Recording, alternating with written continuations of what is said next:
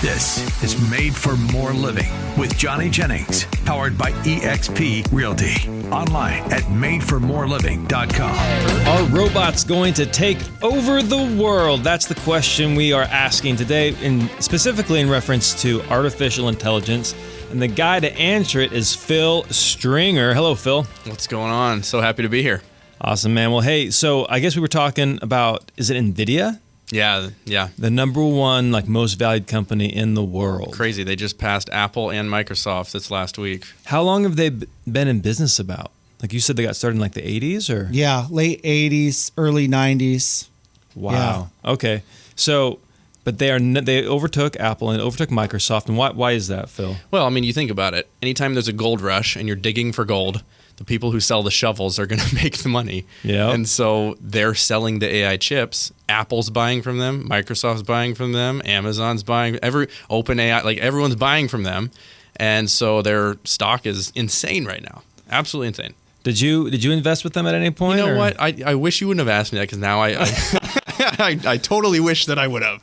I didn't even know that they exist. NVIDIA. It sounds almost like a video production type company. I wouldn't even thought AI. So, but the question on everybody's mind is AI taking over? And since this is a real estate show, what's your take on artificial intelligence and how it relates for clients? Should they be excited about this? Should they not be excited about it? What are you seeing? Yeah. So, the thing is there's so many misconceptions about AI right now.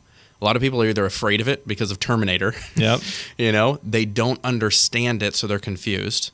Or they're like, you know what, it's so overwhelming because I don't like technology. Those are the things I'm running into. And so what I try and do is I try and say, look, guys, don't be afraid of it. Understand that this is a massive opportunity. If you've probably heard me say it before, and I'll say it 100 times till I'm blue in the face, but AI is not going to replace your job as a real estate agent. But the real estate agent using AI is going to replace you as a real estate agent. Mm-hmm. So we have to understand that this thing is here to stay. It's the greatest technological advancement that we've seen since the creation of the internet, and it's not going anywhere. So the agents who implement AI first are going to be able to run circles around the agents who don't. Mm-hmm. And you saw it with the internet. I mean, you look at the people who were in real estate before the internet. MLS was what? A catalog, a book, right? Yep. If they didn't evolve with technology when the internet became a thing, they would not be in business today. And it's going to be the same thing with AI.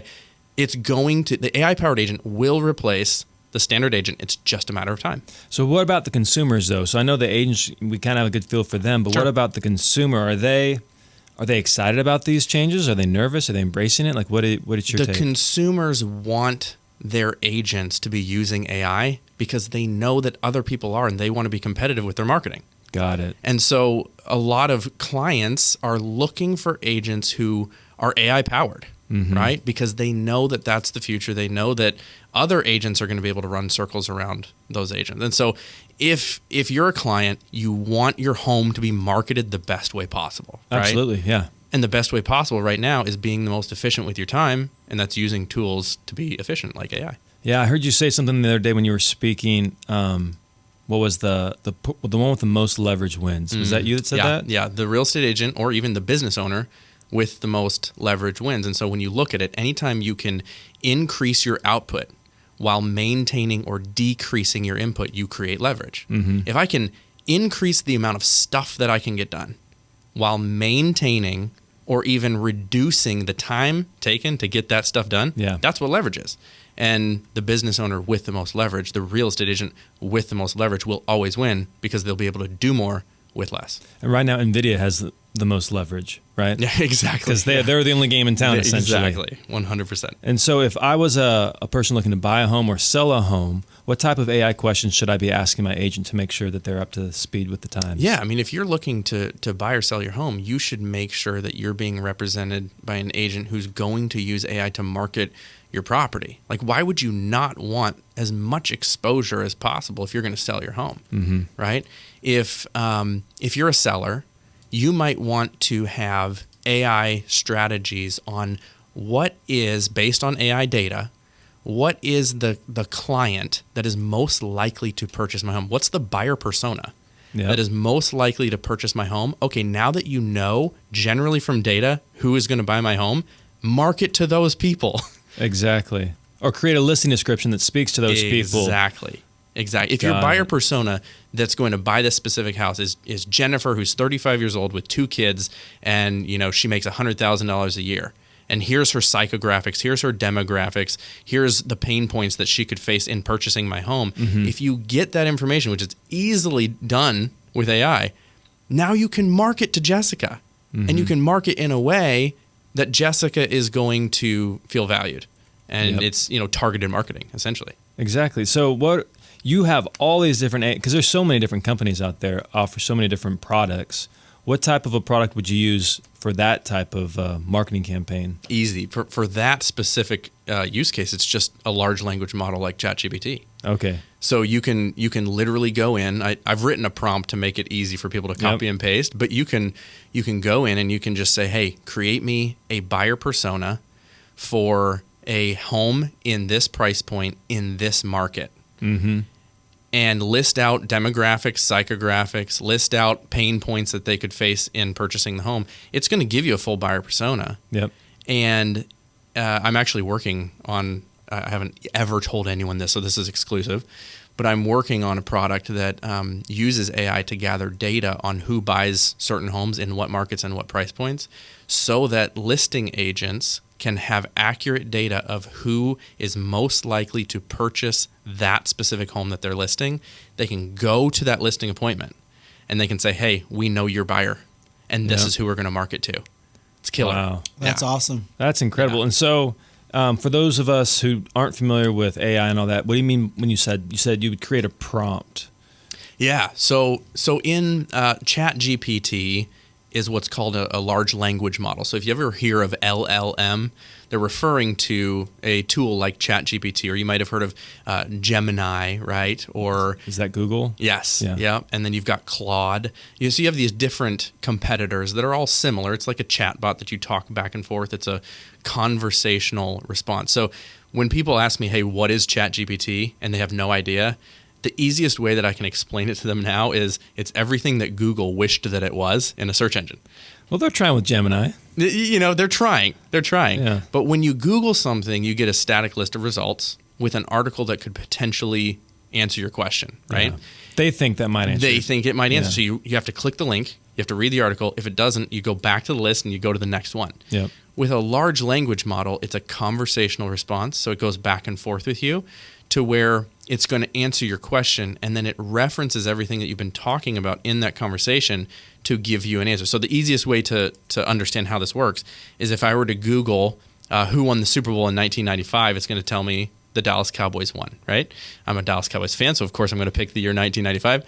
But if I do... You're from Indiana. And you live in the Carolinas. What is it, North Carolina or South? I'm in North Carolina now. And you're a Cowboys fan. Cowboys fan. How did that happen? My dad's side of the family's from Dallas. Okay. And so we grew up Dallas Cowboys fans. Okay. But if I were to put that same thing in ChatGPT and say, hey, who won the Super Bowl in 1995? It's going to give me the same result. But here's the difference.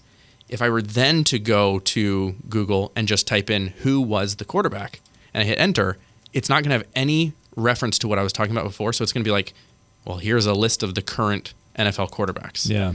If I say who was the quarterback with no other reference to ChatGPT in that conversation, it's going to say, well, Troy Aikman was the quarterback of the Dallas Cowboys in 1995, and they defeated the Pittsburgh Steelers. And it's going to give me all that information because it is referencing what we've been talking about, right? And that's the continuous conversation. Continuous conversation. So I did exactly what you just said. And it said the Super Bowl in 1995 was won by the San Francisco 49ers. Calendar year, yes. I know, calendar year. Season 95. I'm aware. And Steve Young was the quarterback. It did exactly what you said. When I said, who was the quarterback, I didn't reference any year or anything.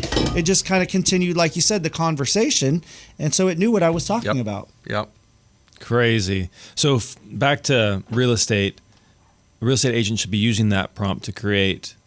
What was the term you used? Yeah, buyer profiles or right. personas. So essentially, I think back to your original question, which was, what is a prompt? Oh, yeah. The prompt is the thing that you put in and you hit enter, the question that you ask ChatGPT. Now, the prompt that you use will 100% determine the amount of information you get back. This is honestly the hardest part. It's the hardest part. Because it's almost like speaking another language. Yeah. Yeah. So garbage in, garbage out for one. Yeah. The more basic your prompt, the more basic the result. And the more detailed the prompt, the more detailed the result. So for an example, if I were to say, I want to pick up a new hobby, give me a list of 10 hobbies. It's going to give me a list of 10 random hobbies, and knitting might be one of them. Cigar smoking, maybe? Cigar smoking, maybe. There we go. But it could be things that I like or I don't like because it knows nothing about me. Yeah. If I were to be more detailed in my prompt and I said, I'm a 35-year-old male from Greensboro, North Carolina. I like outdoors. I like sports. I like music. I'm looking to pick up a new hobby. Please give me a list of 10 things specific to Greensboro, North Carolina. Now I have locations and activities. All right, here's a golf course that's really good, right? And so the more specific you are with your prompting, the more specific the result. And so a lot of people that are like, oh, I tried ChatGPT. It didn't give me good results. It's just because you're doing it wrong. And I think real estate agents run into two problems. One, they don't know what to ask. Two, they don't know how to ask it. And those are the two problems. And so I thought, okay, if I can solve this for people, and I can tell them what to ask and how to ask it, and they just copy and paste it, that's what's going to change the game for real estate agents. Mm-hmm.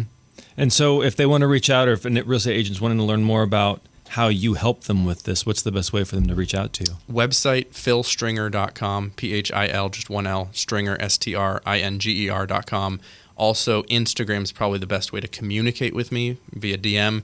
It's just at Phil Stringer on Instagram. Well, that's a good Easy. Instagram handle. Yeah. That's awesome. Well, hey, when we come back, we're going to be talking about how artificial intelligence is affecting real estate agents and agents, what you can do about it.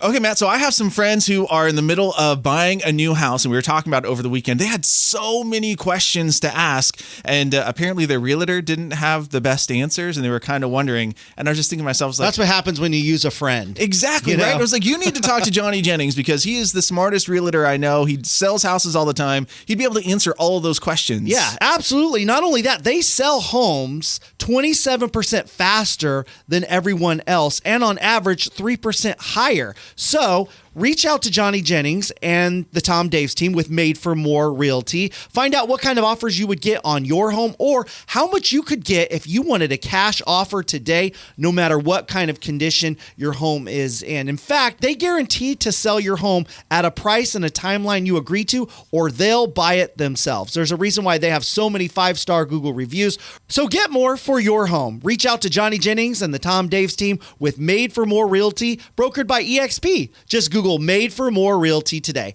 License number 581837.